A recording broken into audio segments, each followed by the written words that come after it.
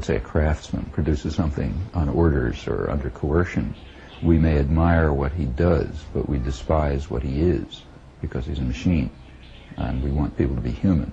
And you find exactly the same thing in Adam Smith, incidentally. Adam Smith was very critical of division of labor.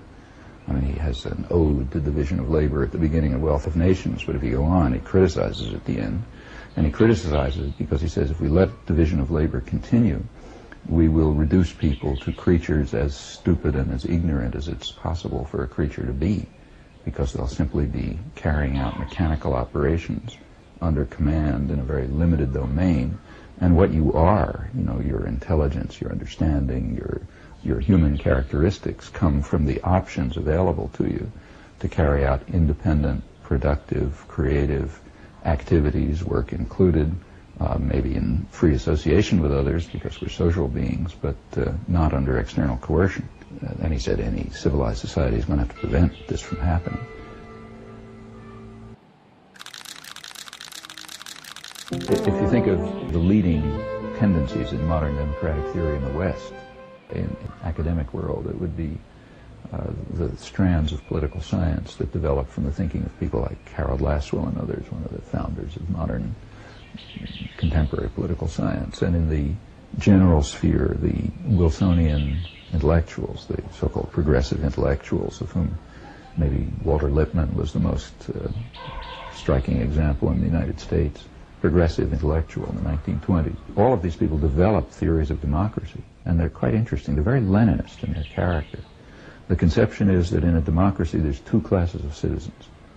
There's the general public, who Lippmann calls ignorant and meddlesome outsiders. And Lasswell says we should not be overcome by dogmatisms about the common man who's too stupid to be able to do anything. That's the standard view. So there's these people, the ignorant and meddlesome outsiders, which is maybe 90% of the population. And then there are the responsible men, the wise men, you know, the smart people, people with integrity and honor, the intellectual aristocracy, whatever you call them. And they have to rule. They're the ones who make the decisions, who do the thinking, and so on. And the role of the masses, the ignorant and meddlesome outsiders, is just to show up every couple of years, decide which of the smart guys is going to be their leader, and then go home. They have nothing more to do. That's a democracy. That transition, which sometimes is called the God that failed change, which was sort of authentic in the early years, like people like Silone and others, you know, there was something authentic about it. It became a joke. I mean, as when people within the, in fact, we're seeing it in Russia right now.